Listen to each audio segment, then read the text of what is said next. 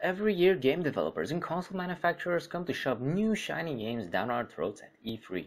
Top among the chefs of exclusives, Sony dropped the meatball this year, and it really wasn't pretty. For over half a decade, Sony has been teasing an artsy game called The Last Guardian, a game now infamous for its delays and coming soon. Literally, the game is coming almost as soon as Half-Life 3. Now, there's a glimmer of hope that we may actually see it in 2016 for the PS4, but again, this is next year. It's not now, it's not this year, it's not anytime soon. Nothing says Sony like its top dog team of genius developers, but where are they? The only famous brand that showed up was Uncharted 4 from Naughty Dog. What happened to all the rest? Where's the new Killzone, Resistance, a new Gran Turismo, or God of War, or Kingdom Hearts 3? I gotta say, Uncharted 4 is really looking sharp and stunning, and it ended the press conference. But that's about it. I kid you not, there was no mention of Persona 5. Nothing. Now, Sony, why would you do that?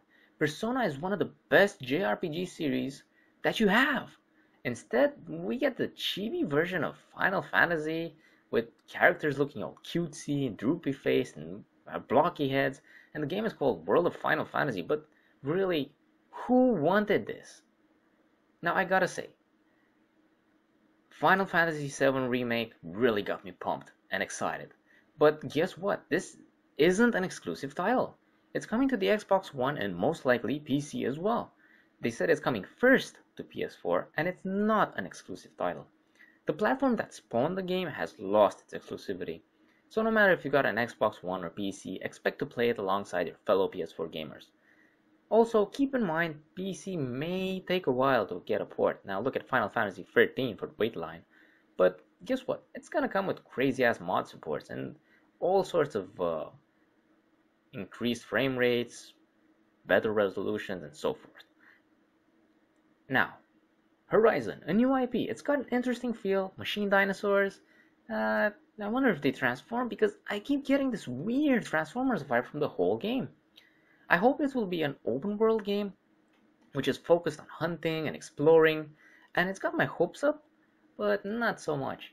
The rest of E3 was a downer for Sony. Like 90% of all games shown from them were available on all other platforms. These games were like Assassin's Creed, Call of Duty, Battlefront, Disney Infinity 3, Hitman, and so forth.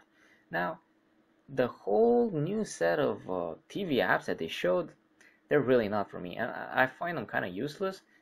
They got an audience, I'm sure, but the whole TV emphasis turned out really bad for the Xbox One, and it really wasn't the selling point. Project Morpheus is gonna be a while until it gets on store shelves, and both PC and Xbox One have VR with Oculus Rift, and more so, they actually even support something else like augmented reality. And more surprisingly even, Xbox One is getting access to mods in Fallout 4, which were really, wow, that's a great big thing. And not only that, but Xbox One is now natively backwards compatible with Xbox 360 games and has crossplay with the Xbox 360 owners.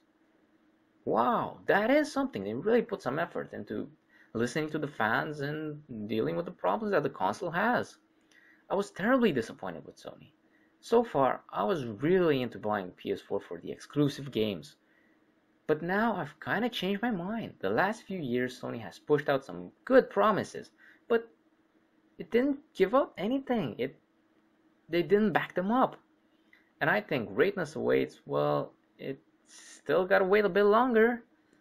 Now, Vita got shafted. There was no real AAA games showing up for the Vita. And I really hope that they'd announce something big for it, but it seems they're letting it slide off into obscurity. Sony could have taken the cake this year, but instead they give us a slice and pushed everything back until next year. So, I was really disappointed. Laters.